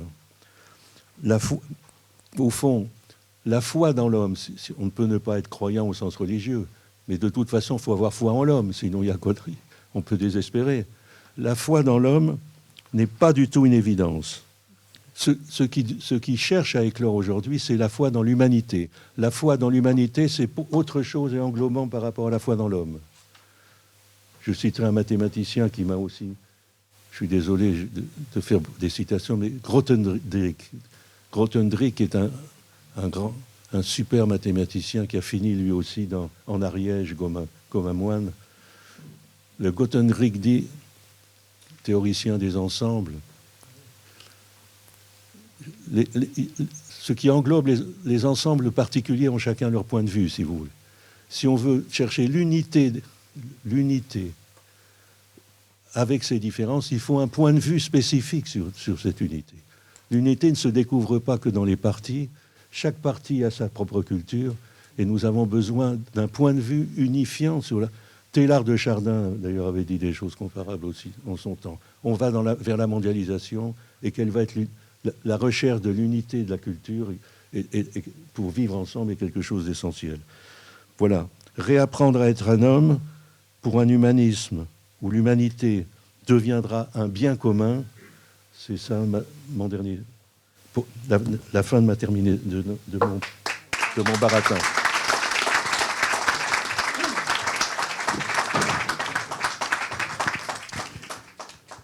Voilà, merci Philippe Herzog. Vous avez vu l'élargissement de la réflexion que vous avez apportée. Alors moi, depuis les trois intervenants, je voudrais retenir trois petits points pour synthétiser un peu nos débats. Le premier, c'est produire, c'est quoi? C'est investir. Et aujourd'hui, c'est investir à haut niveau technologique. Il ne s'agit pas d'aller investir dans la multiplication des achats de vêtements à bas prix, quoi, dans la consommation. Le gros, vous l'avez rappelé tous, hein, investir à haut niveau technologique. Et là, nous avons évidemment perdu des marges de manœuvre énormes par rapport aux hautes technologies qui sont aujourd'hui les systèmes qui gouvernent nos pratiques. Produire, investir à haut niveau technologique, équilibrer nos ressources et nos dépenses et coopérer. Alors là, la dimension, aujourd'hui on va en sens inverse total. Hein. Toutes les concurrences sont possibles, toutes les fraudes à la concurrence sont possibles, et vraiment là on est en retard. Deuxième point que j'ai retenu beaucoup, c'est la gouvernance.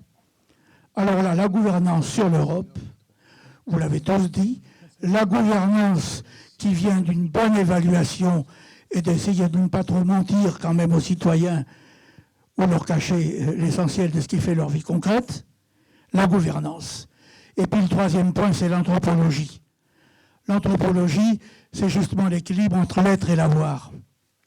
Oh là, l'être, mais monsieur Girard, vous perdez la tête là. L'être, c'est du privé, ça. C'est quand vous dormez la nuit, que vous rêvez, ou que vous êtes caché quelque part, vous vous occupez de votre être. Mais sinon, ça ne nous intéresse pas. Nous, ce qui nous intéresse, c'est d'avoir une Rolex à 40 ans, pour dire qu'on a vraiment réussi sa vie, ou ce que vous voulez. L'être et l'avoir. Tout dans la consommation. Rien de... C'est une rupture anthropologique, hein, comme vous l'avez tous dit, plus ou moins. Une rupture anthropologique, et ça va très loin, c'est l'inversion des valeurs.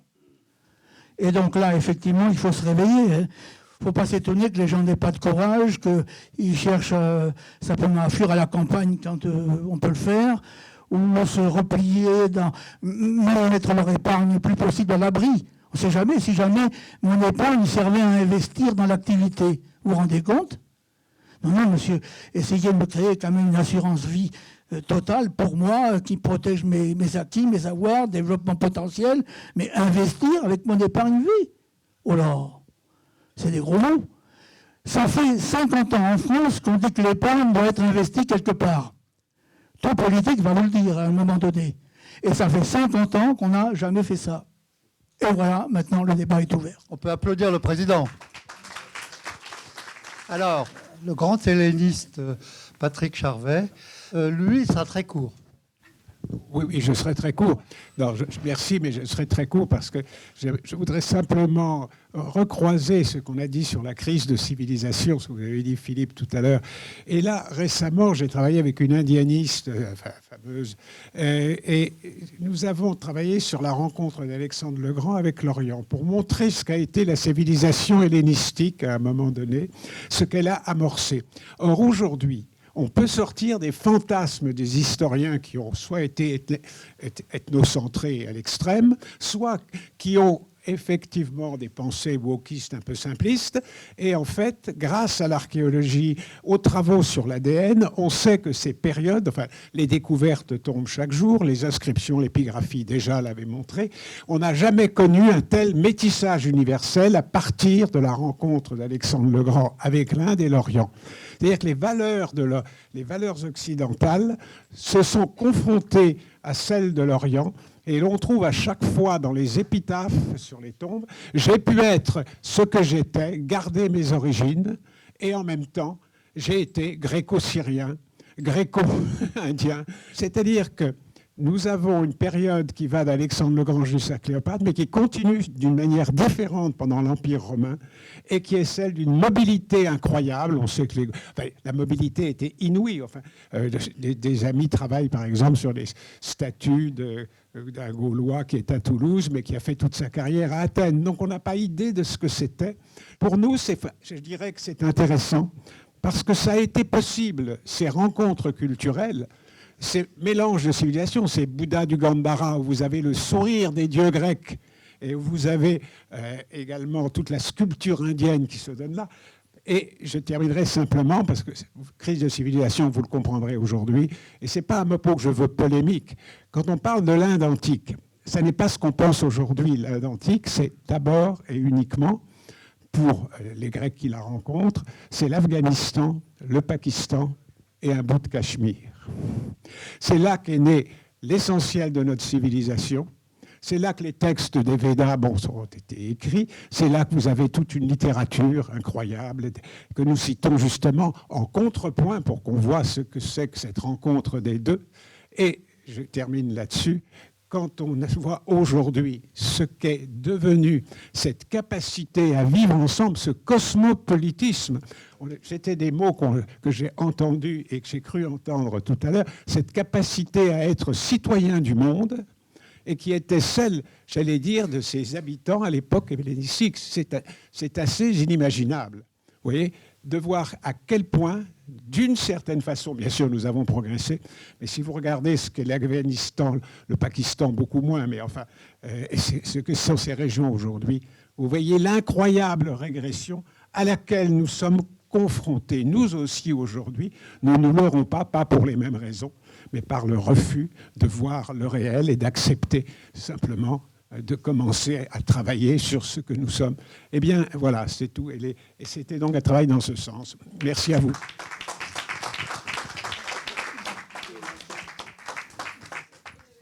Bonsoir à tous. Merci pour cette intervention. Je m'appelle Maria So. Ma question est toute simple. Quelles seraient, selon vous, les mesures nécessaires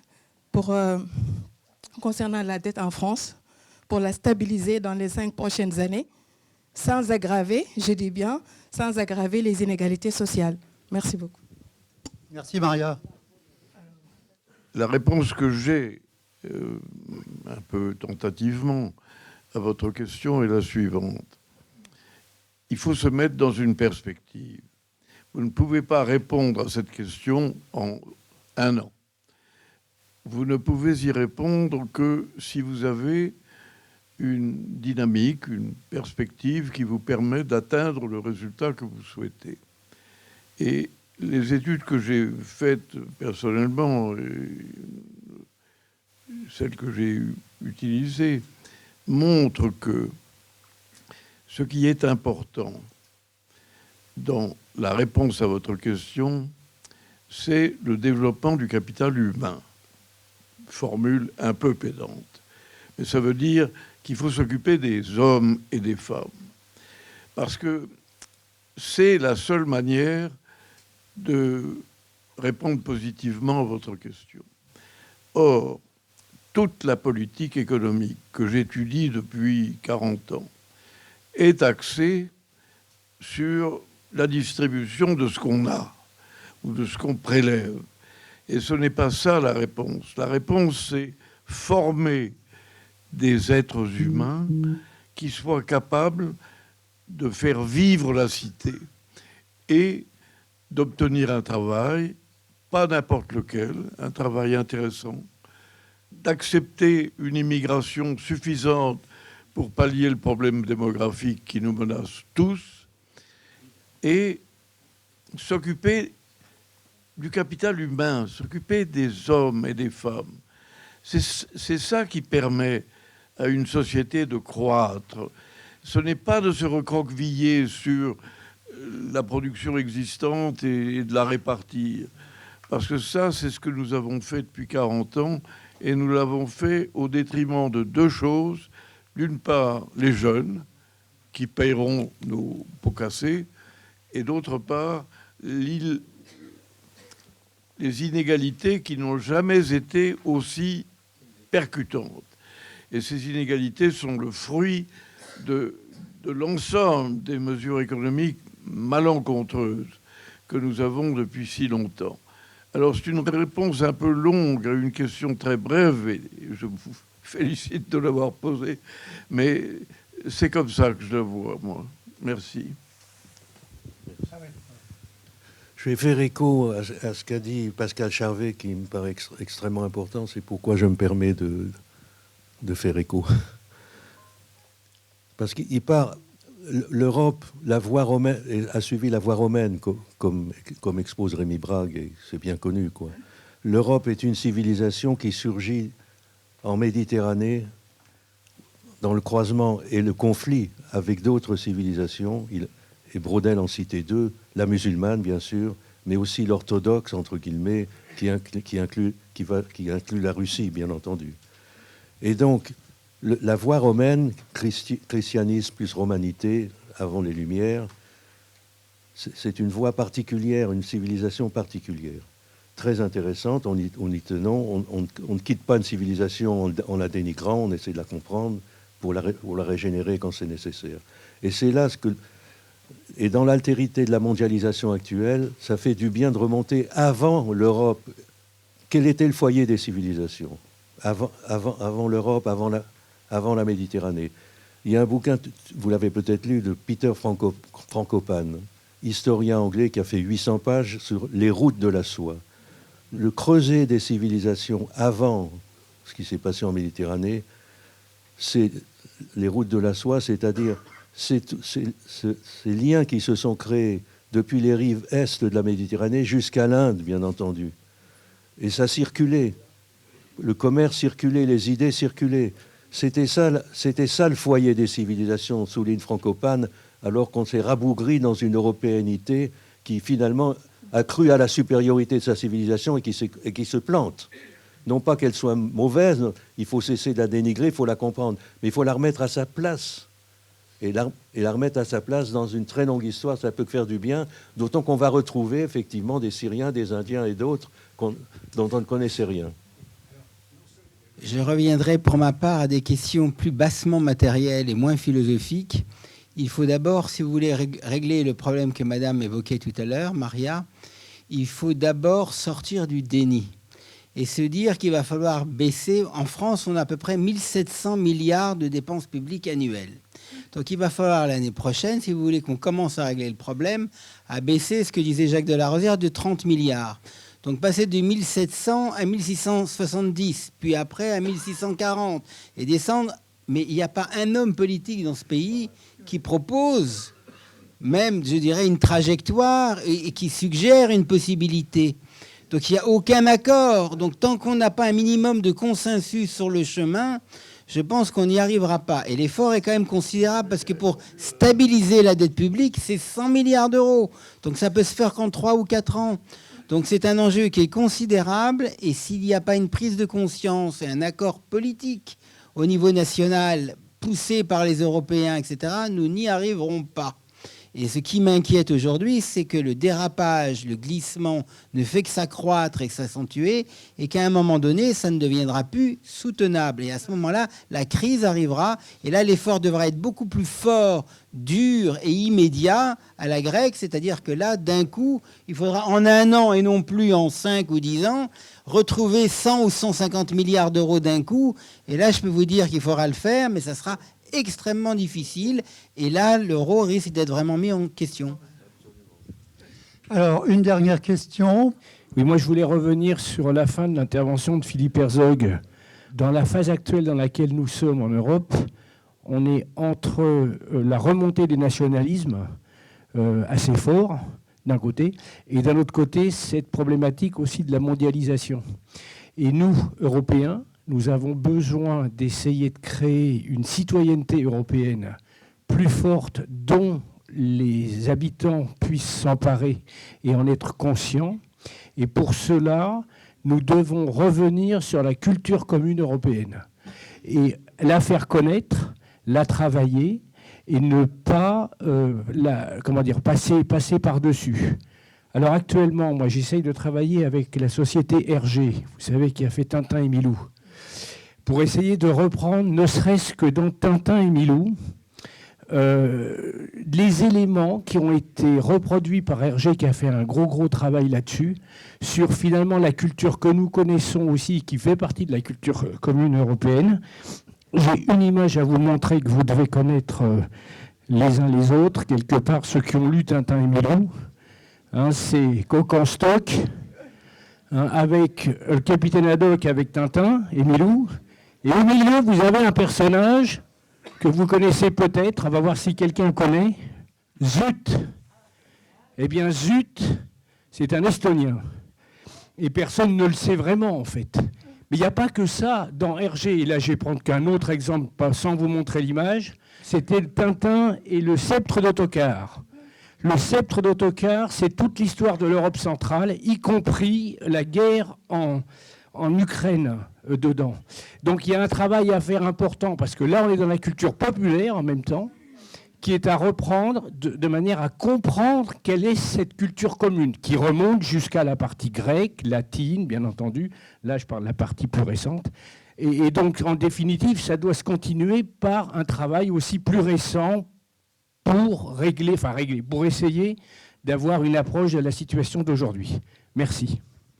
Oui, question très rapide. Le chancelier allemand Friedrich Merz a dit récemment que le modèle social, de son point de vue, n'était pas finançable. Et c'est le chancelier allemand qui l'a dit, c'est même pas un Français. Donc sur cette base-là, vous évoquiez tout à l'heure, Jacques de la Rosière, les 7,5% d'écart par rapport au PIB sur les dépenses. Et justement, si on prend cette fois-ci les dépenses sociales, lesquelles il serait possible éventuellement de baisser. J'ai compris que ce n'est pas ce que vous privilégiez dans l'hypothèse que vous présentiez tout à l'heure, mais si on devait faire comme ça, comment est-ce qu'on s'y prendrait et quelle serait votre approche sous cet angle? Merci. Je vais essayer de répondre à cette question. Et d'un certain point de vue, je voudrais faire le pont avec Philippe Herzog. Je pense que le fait de retrouver notre compétitivité, pour utiliser ce mot, est possible. Est possible sans affecter le patrimoine social. Alors, je suis audacieux en disant ça, mais j'ai fait le travail et je m'excuse de le dire, le seul à l'avoir fait. C'est-à-dire que je me suis posé la question que, d'une manière, je dirais, personnelle, vous vous posez souvent, à savoir, serait-il possible de regagner un étiage de finances publiques qui serait compatible avec notre compétitivité sans toucher le social? Et je me suis posé cette question, j'ai travaillé, j'ai fait les calculs, et je suis arrivé à la réponse que c'était possible. Ce livre a beaucoup étonné, parce que d'habitude, on attend Cassandre. Le type dit, c'est pas possible, c'est épouvantable. Moi, je dis, c'est possible. Alors, il faut quand même se bouger un peu, comme disent les jeunes, pour le rendre possible. Mais c'est possible. La condition initiale pour que ce soit possible, et c'est là que j'enjambe vers vous, c'est de reconnaître les faits. Moi, je suis âgé, j'ai 96 ans, mais j'ai été élevé dans l'enseignement, comme tous, avec la croyance qu'il fallait partir des faits, il fallait partir de la réalité, et pas de la doctrine que telle ou telle m'imposerait, telle ou telle religion m'imposerait si elle était révélée. Et cette attitude de pensée est en train de disparaître. Et c'est là-dessus que je voudrais terminer. Aujourd'hui, on dit que c'est très bien d'avoir des taux d'intérêt à 0% en termes réels. Mais ce faisant, on prive les gens qui épargnent long, c'est-à-dire qui font deux calculs dangereux et risqués. Un, je me sépare de ma liquidité pendant très longtemps. Et deuxièmement, je m'associe à une filière industrielle qui est risquée, qui risque de capoter complètement. Ces deux risques que je prends, il faut me les rémunérer. Keynes était le premier à le dire. Il faut les rémunérer. Si vous dites à quelqu'un « investis long dans des projets difficiles et dangereux, et à la fin des fins, tu n'auras rien comme rémunération », Keynes nous disait « vous allez organiser le non-investissement, vous allez organiser le raccourcissement de l'épargne. Les gens préfèrent garder leur compte tout chaud, et ceux qui sont les plus suspicieux préfèrent garder les billets sous son oreiller. Et donc l'horizon de l'épargne s'est contracté. Et il s'est contracté sans que personne ne le dise. Tout le monde dit, parce que c'est la doctrine, que les taux d'intérêt à zéro, c'est bien. Mais personne n'avait fait les études qui démontrent que c'est très mal et que c'est en train de tuer l'investissement productif et l'épargne longue. Alors, le raisonnement philosophique qui est derrière ça, c'est que jamais on ne fait un débat sur les questions importantes. Les questions importantes, pour moi, c'est comment est-ce qu'on peut faire en sorte que les jeunes, nos enfants et nos petits-enfants, dans 20 ans ou 30 ans, n'aient pas une situation financière impossible à gérer. Ma question, c'est comment est-ce que je peux rendre le capital humain dont je parlais à la suite de la question de madame, comment je peux étendre le capital humain, comment je peux rendre les gens plus intéressés par ce qu'ils font, comment est-ce que je peux avoir une recherche, une éducation, un apprentissage qui favorise le développement profond du pays. C'est ça qui est important. Et malheureusement,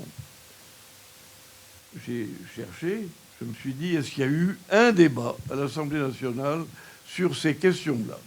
L'avenir des jeunes, la recherche, la formation. Eh bien, je peux vous répondre qu'il n'y a jamais eu le moindre débat. Et il n'y a pas eu le moindre débat parce que les gens qui sont dans les palais ministériels savent, eux, ils le savent. En fait, ils ne savent rien, mais ils croient savoir. Et on ne peut pas avoir une société qui marche, on ne peut pas avoir une cité comme celle que vous décrivez, si, à la base, j'ai quelqu'un au-dessus de mon épaule qui me dit « ne te fatigue pas, j'ai la vérité ». Alors, c'est là que je me rapproche de vous. Absolument. Justement, ça m'a donné envie de brocher encore. Je renvoie la balle, disons. La réforme des réformes, en tête de l'agenda politique, ça doit être la rééducation des Français. Et non seulement des jeunes, mais aussi des anciens. On a parlé de formation tout au long de la vie, jadis, il y a 10 ans de ça en arrière. Zéro. L'éducation financière du public, on l'a fait en Finlande, on l'a fait en Hongrie. J'ai été président de la création de l'institution financière du public en France, où j'ai dû quitter d'ailleurs parce que ça n'intéressait pas les pouvoirs publics. Donc l'éducation à l'économie, à la finance, ça doit commencer très tôt, mais avant même le collège. Jadis, on enseignait comment faire un budget des familles. Fini aujourd'hui, fini. Donc les contenus scolaires de l'éducation, éduquer, c'est excessivement difficile, d'autant plus qu'on mette de l'argent ou qu'on en mette moins. Où est le problème?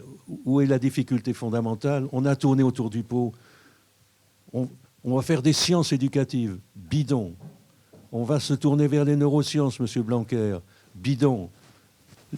Si, pour l'essentiel, bidon. Il ferait mieux de s'intéresser à l'intelligence artificielle dans les écoles et comment on fait. Mais bon, donc, les neurosciences, les rythmes scolaires. Les rythmes scolaires, ça revient. C'est comme la retraite. Les rythmes scolaires, on a été dans l'enfant roi. L'enfant roi, les malheureux enfants, on en fait des rois. Qu'est-ce qu'on en fait? Donc la réforme de l'éducation, c'est fondamental. Les contenus scolaires, toute la vie entière, on a parlé de réapprendre notre culture, pour aller plus loin, pour faire autre chose dans le monde. Imaginez les continents de réforme de contenus scolaires qui sont à l'ordre du jour. Et c'est pour ça, dans ce sens-là, que quand tu citais cette question basique d'éducation financière du public, je voulais signifier que c'est un des éléments essentiels de la réforme première qui est celle de l'éducation. La conclusion, elle est très simple. Elle dit ceci: tout commence par la culture. Tout commence par la culture. Si vous croyez que vous pouvez résoudre les problèmes d'une société en alignant les problèmes techniques les uns après les autres et en les résolvant comme vous le pouvez, vous vous trompez. Il faut d'abord qu'il y ait un lien social. Il faut que les gens s'imaginent et pensent et croient qu'ils appartiennent à une collectivité et que cette collectivité a son originalité et ses complexités aussi, mais qu'elle répond à une quête philosophique. Ça, c'est absolument fondamental. Si vous n'avez pas ça, c'est la trilogie de Victor Hugo qui se dégrade. Il vous faut un lien social. Qu'est-ce que nous avons fait depuis 40 ans? Nous avons accusé les inégalités sociales. On n'a pas créé un lien social.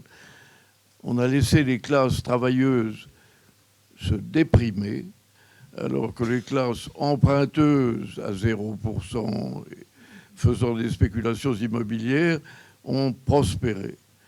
Est-ce que c'est une société que nous aimons, ça? Non.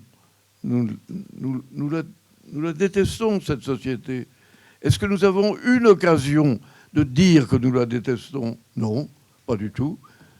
La démocratie, ça consiste à voter tous les 5 ans pour des types complètement inconscients. C'est effrayant.